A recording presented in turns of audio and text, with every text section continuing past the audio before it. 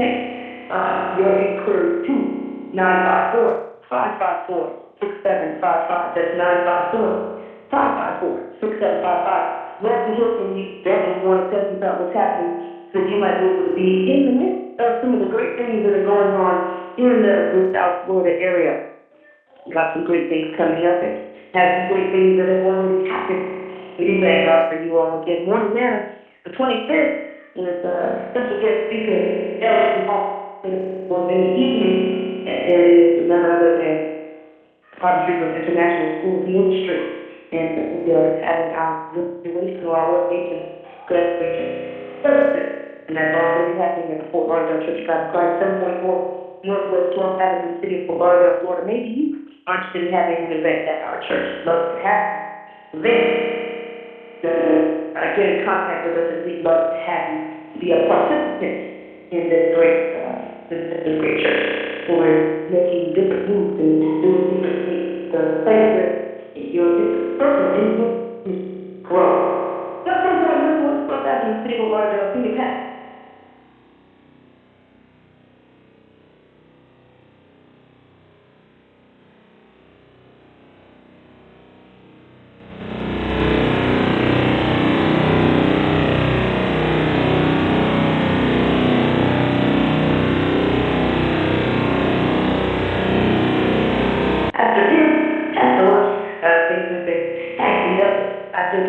Because God is indeed blessing me, even in the midst of what all is happening. I can acknowledge and recognize the blessing of the Lord. By the way, share with you a little information. If you need something about this, maybe we'll get back into our series and discuss in further detail.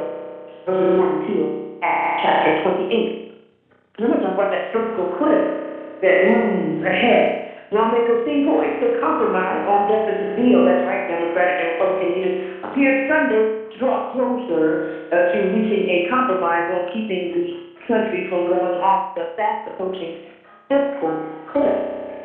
The global tax loopholes for American higher earners emerging as the potential middle ground. Republican Senator Bob Corker suggested that getting more revenue from the country's highest earners should be part of the mix, but by closing loopholes, not increasing taxes, and only if Democrats agree to cut federal spending. I'm optimistic, Corker said on Fox News Sunday. I think there is a basis for this. Tennessee Senator also said party leaders could find likely compromise on generating revenue, but the real change would be cutting back on food deficit programs and Social Security and food stamps, known as entitlements. Economists and others warn the country could go over the fiscal cliff in January when tax cuts for many Americans expire while nearly $1 trillion in federal cuts begin. The automatic across-the-board cuts are the result of Congress and White House failing to compromise on a more measured way to cut the federal deficit. Congress is under pressure to reach a deal, and its so-called lame duck session because an estimated $600 billion in federal spending cuts and tax increases take effect at the end of December. President Obama has invited congressional leaders to the White House on Friday to discuss the issue. The president wants to prove spending tax cuts for the families that make less than $250,000 annually. New York Democratic Senator Chuck Schumer said Sunday he agreed with White House on behalf of Republicans who steadfastly say more cuts to federal spending are needed. However, he disagreed with the idea that tax cuts result in deficit reductions and increased government revenue. It doesn't make sense, he said on the press. I call it work facility after the known who turned strong to gold. It's a fairy tale. David Access Rod, a top advisor on Obama's re-election campaign, said he was encouraged by House Speaker John Boehner signaling willingness last week to close the loophole to help cut the deficit. I think there are a lot of ways to skin this cat, so long as everybody comes with a positive, constructive attitude towards the tax, he said on CBS's Face the Nation. A similar plan was suggested by the committee by Obama and led by Republican Alex Simpson and Democrat Ernst Roll. Democrat Kent Conrad, chairman of the Senate Budget Committee, also expressed optimism, but suggested Congress agree on a plan that would at least give lawmakers enough time to reach a more comprehensive deal to overall entitlement program and the tax code.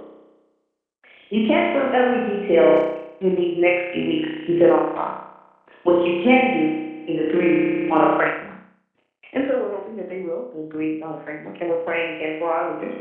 And as I said earlier, we are praying that our leaders would respect authority and practice accountability, that they would recognize that they are accountable to somebody, namely God, and that they would operate in such accountability and respect authority, and not disrespect authority, because it has been about 40 years of disrespecting authority. I've never seen the office of a president disrespected so much ever in my lifetime, and that doesn't mean that it hasn't happened, because I'm not lived that long, but it's quite strange. And so, giving God prayer, and that is what we're meditating on in our prayer time for our leaders. And Lord, that you will join us in that meditation and pray that world leaders across the board, civic leaders across the board, will respect authority and practice accountability. Recognize that you are not when the buck stops. You are accountable to somebody. You can't just you're not above the law. You can't just flip and change and make things whatever way you want to do it. And like Rick Scott, who tried to change some things, I believe that his flip and change is coming as well. I'm praying for him and the family that they don't feel the brunt of the things that the actions that they have taken during their time in office.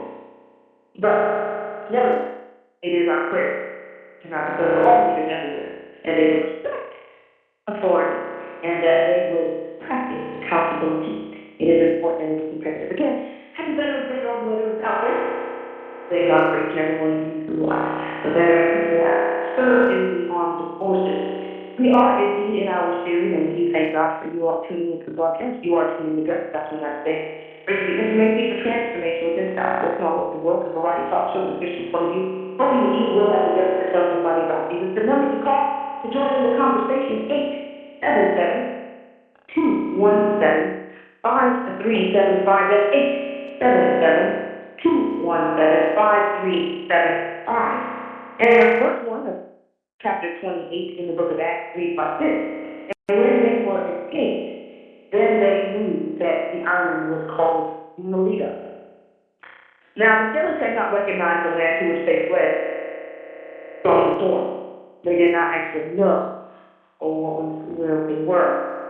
You go to Acts 27 and 39 and look at that real quick to have an understanding. Now, when they came, they did not recognize the land, but they noticed a certain bay having a beach, unto which they decided to run ashore if they could.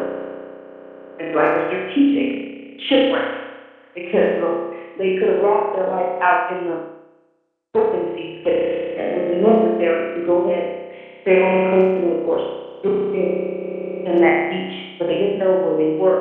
Now, here we are, and they learned, probably as they communicate with the natives who find them on the beach, that they were on the island of Melita. Now, at this point, we should not mistake what the text emphasizes. The term translated wordscape implies not just that Paul and the others managed their unlikely survival, but that someone, God, has brought them safely through a perilous situation.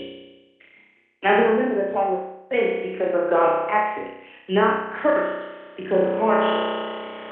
Remember, we talked about that parallel of Jonah and Paul. He's not running from God, he's running to do the will of God. So the situation seems similar, but the reasons for the occasion are not the same. Although the deliverance is rather miraculous. And one had to be thrown over the other. Everyone had to go overboard in order to be saved, because it wasn't the punishment or the curse of one. It was the wrong time of the year to be sailing.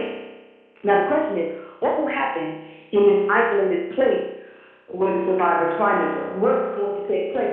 Are natives going to be friendly, or are they going to be mean? Or, are they going to do anything nice? Of course, we've read already, we know that they are hospitable. They actually do good things. And the barbarous people showed us no little kindness, for they kindled a fire and received us everyone because of the present rain and because of the cold. Now, that's no little kindness. Think about it. It's raining and it's cold. You leave your sealed place, your safe haven, see some strangers who've been shipwrecked to come out and make sure that they're welcomed to your island, that they have a fire, and that they can be comfortable. That's no little kindness. That's above and beyond measure. You don't have to do that. You could have just watched them scramble for their life. And maybe if someone came close to your door, you might let them in or something like that. Many of us would not have scrambled out in bad weather. Many of us don't even go to church in bad weather, much less scramble out to help somebody in that. I'm just saying, don't get mad. I heard somebody get all bunched up, their face got all squished up, everything got all twisted.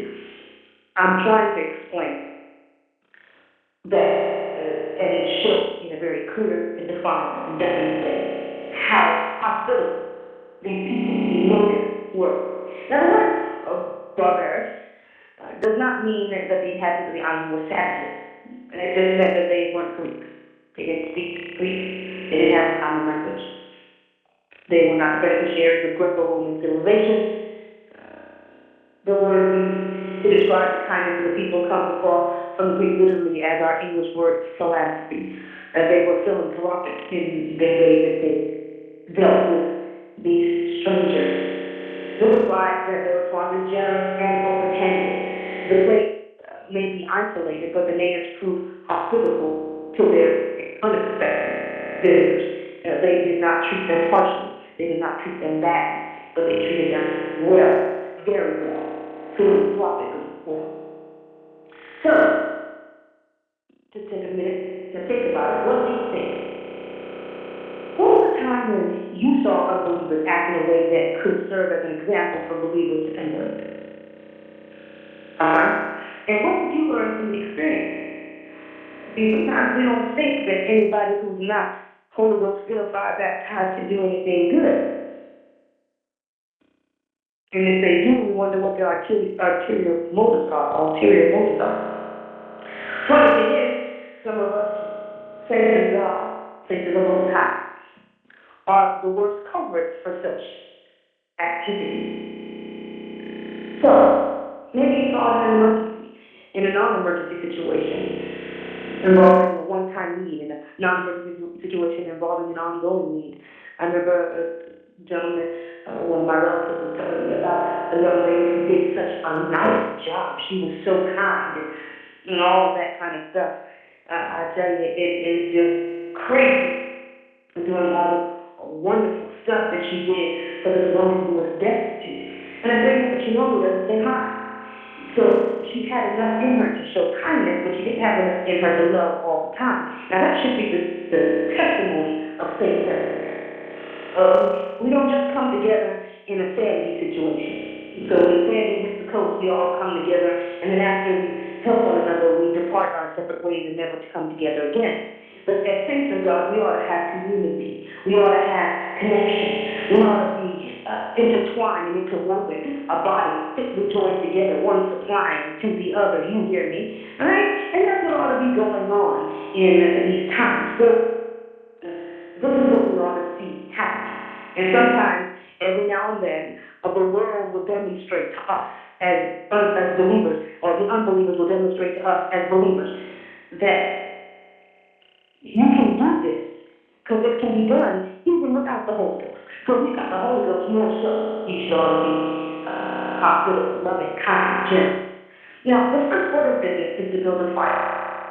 The storm, the time in the sea, the continuing rain puts the survivor in danger of hypothermia and death, thus the need for warmth. And we recall that the tally for everybody would be 276 people.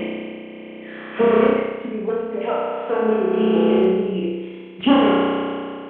I told you. And then if you think about saying things like, Holy Ghost still, folks, in your house during bad weather, you ain't trying to help nobody outside. If they can make it to your girl, maybe. And then even then you have to pray and say, well, Lord, you're going to do me in order to save person. You're somebody who's going to try to kill me in my sleep, or you're worried and you're fearful and you're trepid. But not like these people. God is running with all throughout his hardship, giving him just what he needs at just the time he needs it.